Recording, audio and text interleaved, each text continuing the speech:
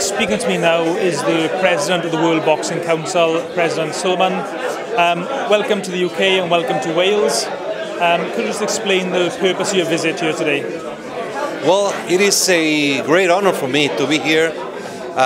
It's the beginning of the boxing program with the cross-party, all the parties coming together to do and to analyze what boxing does in a society. What we have done as an organization, we have 165 countries affiliated. The World Boxing Council is the leading organization in boxing in the world. And we have had great success with social programs all over the world. We have programs where you bring the opportunity to the kids, whether it's competition or it's only recreational, and it's just a matter of giving them the opportunity, because kids have so easy access to drugs and vandalism and to go to the wrong way in life. Boxing, on the other hand, provides a great opportunity to grow, to become somebody alive, to be a world champion, or just to be a personal champion. It changes the life of millions, and we're just proud to be here, and hopefully this can be something that Wales can establish. As President of the World Boxing Council, what are your main duties or your main jobs on a day-to-day basis running the organisation and running world boxing? Well, it's a complex, it's not an easy to explain job. Boxing is global, so you have to deal with people in Asia, in Europe, in Africa, in Mexico. And there's no schedule, there's no time, there's no Saturday, no Sunday, no vacations. But it's a great sport. You have to deal with promoters, managers, trainers, sponsors, television networks, but most importantly with the fighters. The top priority of the WBC is look for the safety and the continuous risk lower of the sport. Can you give an example of perhaps one of the complex situations you've had to deal with over the years? Oh, it's, for example, we have a very strong new anti-doping protocol. We have out-of-competition testing, which means if you are a champion or rated in the top 15, you can be tested any moment, 365 days a year. So we just had last year 20 hours before the fight in Moscow, the result from the lab came with a positive, and the fight had to be canceled. It was a tremendous problem, but there's no compromise against safety. Safety is a top priority, and we believe in clean sports. How much of a problem do you think performance-enhancing drugs is in world boxing? I don't think it's a big problem. However, it's a potential problem, and it's a reality. Most boxers are clean. They understand that drugs can hurt their opponent.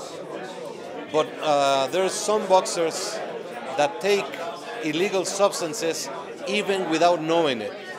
There are so many supplements that are taken by the advice of a coach or a trainer.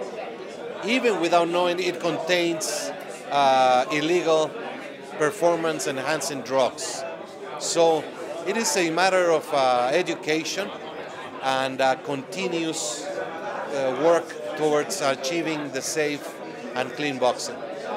Do you feel that boxers and promoters and managers are supporting you in your fight against drugs, or is there resistance from people within boxing? Absolutely. Everybody is for it. Everybody is for a clean boxing. And we have received a tremendous support from promoters, from boxing commissions, from especially the fighters themselves. But this is a work that has to be done all together. We have suspended some fighters, and they are allowed to fight in some jurisdictions. So that is a contradiction. Those jurisdictions do not care for a clean boxing. But that's their problem, not our problem. We do our job. Another issue that's been raised over the last few years is professional boxers boxing the Olympic Games. Where does the WBC stand on that controversial issue? Absolute rejection. The WBC will never support professional elite boxers to fight in the Olympic Games unless it is a specific format of fighting. But it's a complete different sport.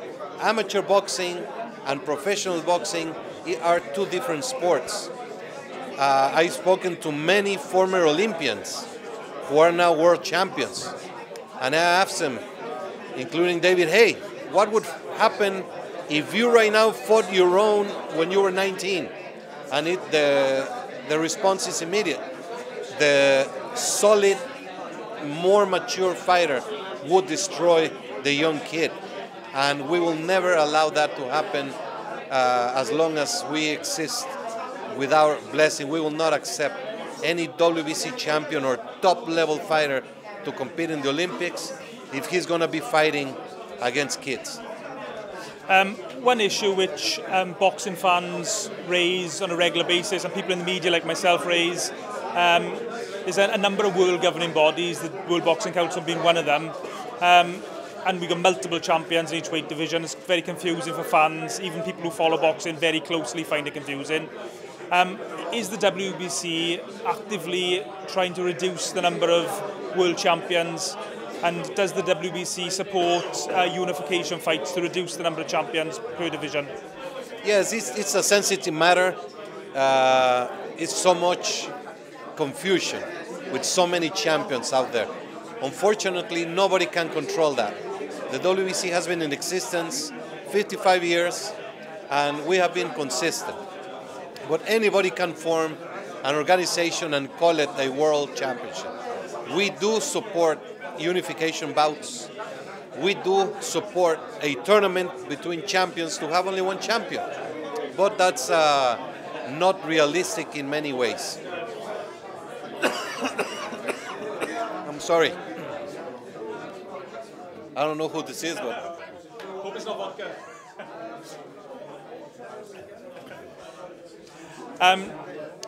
Going on from that, another issue that boxing fans quite often mention, not so much these days, the WBC, I believe, was one of the first organisations to reduce from 15 rounds to 12 rounds. Could you just explain the decision behind that? Yes, the reduction from 15 to 12 rounds came after a long study of medical research. It was determined that fatigue after the 12th round became combined with dehydration, mortal. After 36 minutes of combat, the fatigue from that combat and then dehydration, especially in the encephalic fluid, combined with a punch, it was just simply very unsafe. The WBC reduced to 12 rounds without hesitation. It was against the television networks because they were selling those valuable minutes. It was against the classic drama supporters that they want to see blood and drama in those 3 rounds, but there's no compromise that goes against safety. There have been many lives saved by this rule, and there also the dignity and the way of life of many boxers has been saved as well. And another thing that's been brought into boxing over the last 10 years or so is the weigh-ins 24 hours before a contest, or sometimes almost 48 hours before a contest, which leads to boxers fighting in higher weight divisions which they probably never would have contested, and sometimes on the actual day of the fight there's quite a large weight differences between the actual boxers in the ring. Is that something that concerns you? All to the contrary. The biggest enemy of the boxer is the weight.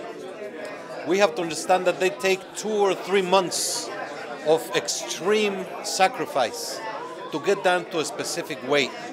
That takes a big toll on the body. Fights before would do the same day weigh-in. And that would meant a fighter would do the weight, and in 6 hours he had to be in the ring. without proper rehydration, without proper relaxation of the mind and the body.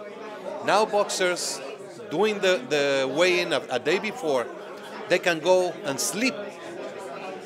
They can go and have at least 2 decent meals. The problem is those who gain too much weight irresponsibly. Those are the ones that need to be addressed. But there's absolutely no relation between the higher weight and the winner of the fight. All to the contrary. It is for protection. It is for safety. When you lose weight, you need 24 hours to replenish the encephalic fluid. 24 hours. Otherwise, you will be entering the ring with dehydration in your brain. So it's very medical, very safety-oriented, and it's one of the greatest rules ever. From what you say in our conversation here today, it seems the WBC is making great strides for boxer safety. Would you say that's your number one job as the president of the World Boxing Council? It continues to be, yes. The WBC top priority since my father was elected president has been safety, human equality, and rejection to any sort of discrimination and abuse of power. So our top priority is safety. We are looking into the glove certification, into the ring. Before there used to be 3 ropes, now it's 4 ropes. We're looking into so many different things that can change the sport and make it safer, to reduce the risk level. We have a program which is called the mismatch prevention system. When you have a mismatch in the ring, it's so dangerous. So there are so many things that we do outside the ring. And with the help of all the boxing authorities from around the world, we can make boxing much safer. One issue that raises itself time and time again in boxing is when you have controversial scorecards. One recently happened in Britain this past Saturday night. The scorecard was completely out with the other 2 judges. Could you just explain the process that the WBC goes through if there is a scorecard that's considered controversial or is sort of out of line with the other scorecards? As an example, when Canelo Alvarez fought Mayweather, there was one scorecard that was completely out of sync of all the journalists and the other judges. Well, scoring in a subjective sport will always be controversial. When you have a dive, how do you score that? How many points you give it? In boxing, it's very complicated because you need to find uniformity in the 3 judges. You need to have the 3 judges judging that specific fight, looking at the same thing, and that can only be accomplished through training and certification. You have to make ring officials dependable on their performance. You have to make them accountable on their performance. You have to keep track on how they're doing. So it has to be a process. The problem comes when there's not a agreement with the local jurisdiction in the appointment of officials. This last example, it was a mix-up. Unfortunately, the judge had the fighters mixed with a name, which is not acceptable in a world title fight, but at least it would have been scary to know that he saw the other fighter win. Has the WBC got an official position on the proposed Floyd Mayweather, Conor McGregor fight? Has the WBC got an opinion, a position on that potential contest? Well, it's difficult. It's difficult to evaluate. In one side, you have a major star in one sport, which is mixed martial arts, which is completely different from boxing. It has components, but it's a different sport. So if they are to fight in a boxing ring with boxing rules, it's a very easy fight for Floyd Mayweather. If they are to fight in the cage with UFC rules, then it's a very complicated fight for Floyd Mayweather. There's tremendous criticism. It's a very popular fight that could take place. And I don't know how to, the UFC has constantly tried to undermine boxing. And it's a reality that anytime a boxer fights a UFC fighter in boxing, there's absolutely no question about who's going to win. So it's not a matter, it's two different sports. And it's hard to evaluate. Just a few personal questions. From just your own point of view, who's your favourite boxer of all time? My personal favorite boxer, Sugar Ray Leonard. I was a kid, he was my hero, and I just simply loved the way he fought. Of course, my father always told me Muhammad Ali, and Muhammad Ali will be the greatest figure ever in the sport. But me as a kid, when I grew up, Sugar Ray Leonard was my hero. And no doubt you've probably watched hundreds, thousands of boxing matches over the years. What's your own personal favourite boxing match you've been ringside to watch? Maybe Julio Cesar Chavez against Edwin Rosario. That was a fight that was highly inspiring for me. Rosario was the favorite. He came in trying to intimidate Chavez, say he was doing witchcraft. Chavez just put a red band in his head and Rosario froze and gave him a beating of his life. It was a tremendous, great, high-level fight. Both were tremendous champions at the time. As a Mexican yourself, you mentioned Chavez there. Were you there when Chavez fought Greg Haugen in Mexico? I was there, and it was the greatest event ever in boxing.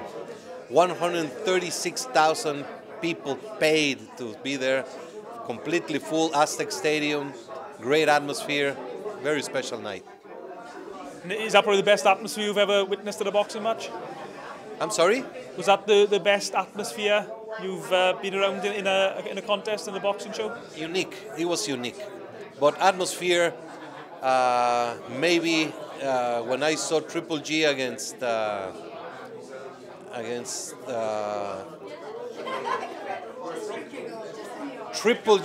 Brook at the O2 Arena. Unbelievable. I have only been to one fight in the UK. That was it. And the atmosphere, you cannot compare to anything I have ever seen in my life. And final question, I'll leave you get on with your duties for today. Over the next 12, 18 months, 2 years or so, what are your plans for the World Boxing Council and for just boxing in general? Our plan is to continue with the drug testing, continue with the administration of the divisions, supporting unification bouts, unification tournaments. We need to get boxing back. It's the best ever time in the UK for boxing. The USA is struggling to find a new hero, but there are many great champions all over the world, and boxing is a great sport. Female boxing is getting attention. Amateur boxing needs to get strength again, and it's just many great things to happen. You mentioned boxing in the USA there. You're the WBC World Heavyweight Champion, Deontay Wilder. I think he's been world champion now for perhaps 2 years, 3 years. He hasn't really fought anyone, sort of an elite fighter. I mean, is the WBC pushing Wilder to try and be in a closer contest, a better match contest as the world champion? It was not Wilder's fault. Wilder was going to box the mandatory Povetkin, and it came out with a positive in anti-doping. Then he fought and he broke his arm. So it's not his fault. Then he was going to fight another, and another positive came. So it is not his fault. He's a great champion. He's a WBC heavyweight champion, very loyal, very active. He wants to be in the ring, and he will be getting in the ring soon, and people will get what they want to see and what he deserves to be seen. And will the WBC supporting and facilitating a potential unification fight with Anthony Joshua? 100%. Joshua is a great champion. He was the WBC international champion. The WBC was the first organization to rate him in the rankings, in the top 15, top 5. He became champion of another organization when he was number 2 in the WBC. So we have great respect for him. And we would love to see a bout between the WBC champion Wilder and Joshua. That would be the best fight out there. You just mentioned the WBC international title there, and also WBC's got diamond belts. Do you think these belts add a little bit of confusion to boxing fans? Or what do you see as their purpose in boxing? No, those special belts are trophies, and they bring tremendous attention to the fight, to the sport. It puts boxing in other places where without them would not reach. The diamond belt is fashion. Women find about it. The emerald belt, the gold belt, but those are special trophies. They're not championships.